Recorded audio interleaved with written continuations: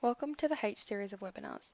This webinar series is aimed at new and aspiring sheep producers to give them a step up into the Queensland sheep industry. This webinar is part 4 of the series and is titled Herding Foundations.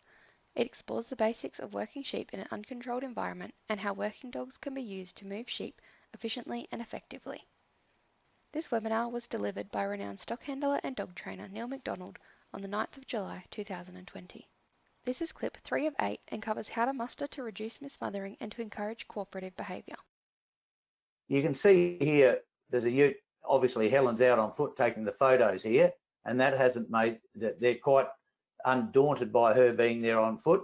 And there's a ute coming past, and they're not taking fright. So once again, this is where we need to strive, I believe, to get into that new. That if you can reflect back to the last webinar with the extra occupational health and safety, the profitability, and that list that went there, to get all that to strike right for you, this is a must. Oh, what the hell? Where's this come from? We've been hacked here, Reese. Cut it, quick, get it off. Oh, that's better. Whew. That other slide before, that's sort of R-rated. It was ridiculous rated. And that's what a lot of people have, is they think it's only natural for sheep to go round and round in circles.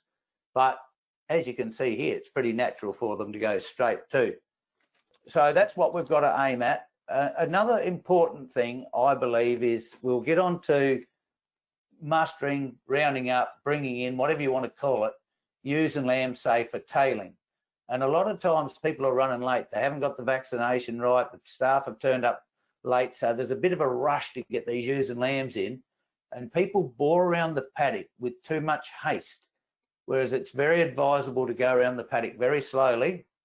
And when you see a ewe and a lamb, approach like you do with what I was just explaining about at the waters, where you drive till they see you, and when they stand up, just stop for a second, maybe reverse up a metre, and when that ewe finds its lamb and then starts heading to where the bulk of the mob is, then you proceed around the paddock very, very slowly. And what we need to do, a lot of people are too hasty at going around the paddock. The ewes and lambs wake up with a start, or gather up with a start, and you've got mismothering happening right from when you first go into the paddock. So we need to probably spend longer in the paddock bringing them to the first gate, and then you'll probably find the extra time you spent assembling them will be returned tenfold in them wanting to travel through the first gate and then subsequently yarding up, and even the drafting through the yard. If sheep are being uncooperative through the yard, there's a fair chance they might have got a bit of hoozling in the paddock. So what we see here is photo number 1.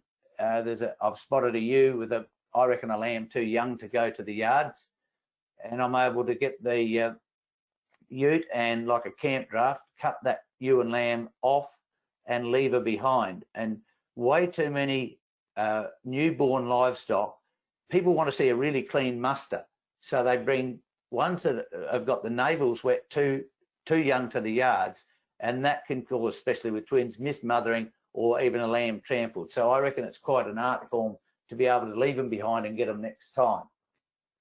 It's super important with your mustering, rounding up, bringing of livestock. A lot of people, if they want to put them in the yards, they open the entrance gates of the yards, and as they go out the paddock, they open all the gates, obviously, to drive through, and they leave them open. They get the sheep from, say, the back paddock, and they walk them home through a series of pre-opened gates. It's all in the people's misplaced thoughts that that's quicker. It's very advisable to bring sheep to a shut gate, hold them in that corner, even if it's for a minute.